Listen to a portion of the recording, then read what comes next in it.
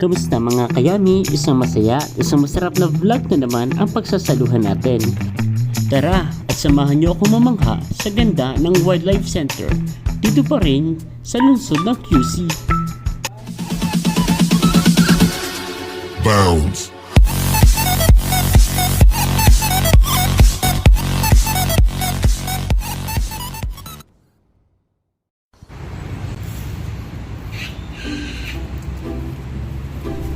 Hindi naman matatawag na wildlife ito kung walang mga wild animals. Pagpasok mo pa lang ng Wildlife Center ay bubungad na sa iyo ang napakalaking hawla na nagsisilbing tahanan ng iba't ibang uri ng mga hayop. Una na nga rito ay ang super crested cockatoo.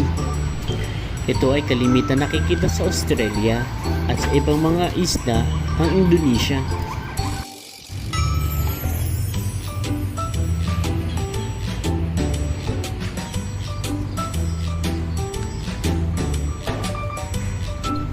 First time ko lamang makakita ng ibon na kumakain ng mais habang hawak-hawak ito. Ngayon ay pupunta naman tayo sa Senado, sa kulungan ng mga buhaya. Ito ay ang freshwater crocodile or Philippine crocodile na may scientific name na Crocodylus mendorensis. Ito ay kalimitan nakikita sa Mindoro. At ang mas malalaking buhaya naman ay ang tinatawag na large salt crocodile.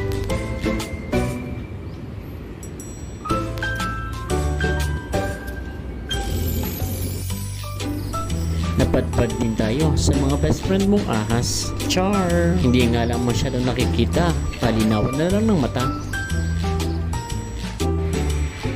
Dito din matatagpuan ang Rufous hornbill o mas kilala sa tawag na kalaw. Ito ay isa sa ibon na ipinagmamalaki ng aming bayan, ang bayan ng General Nacar, Quezon. Sa paglalakad-lakad nga ng inyong kayami ay natatpuan ko rin dito ang pinaka-wide na pusa, Char.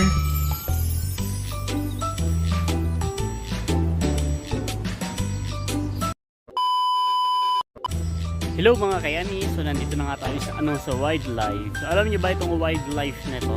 Ito ay laging ginagamit or laging venue sa mga pictorial, mga photoshoot, for prenup, for birthday or any celebration. At sobrang ganda naman, sobrang ganda talaga ng mga place dito na marami kayong pwedeng spot na pwedeng pagpicturean. At ngayon nga syempre, subukan namin yung aming camera with Papa D. Siya yung magiging photographer for today's video. Kung hindi pa kayo nakaka-subscribe sa kanyang channel, pakiclick na lang or pakisubscribe na lang ang kanyang channel, Papa D. One eternity later. At tuluyan na nga pumesto ang inyong kayami. Feeling yummy sa kanyang pagkakaupo. Feeling model sa aking pagkakaupo. Pinangarap ko talagang maging model nung bata pa ako at maging artista at the same time. Kung hindi lang ako nangitim sa pagsasaka at sa pagbibilad ng palay araw-araw, Char.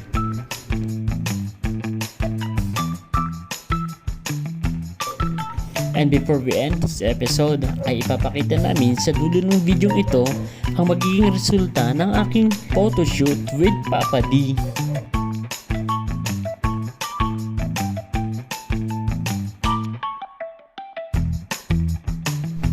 Sobrang hirap talagang maging model.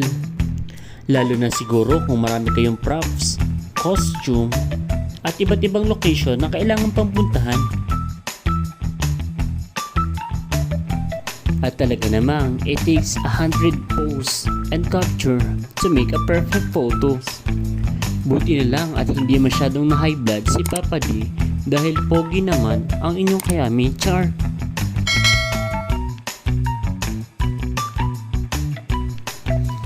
Basta, ang tekniko lamang sa photoshoot, think something memorable in your life and let your audience see your feelings. Tama ba? Basta, emote lang ng emote at hayaan mo silang makakita at makadescribe kung ano ang nasa feelings mo.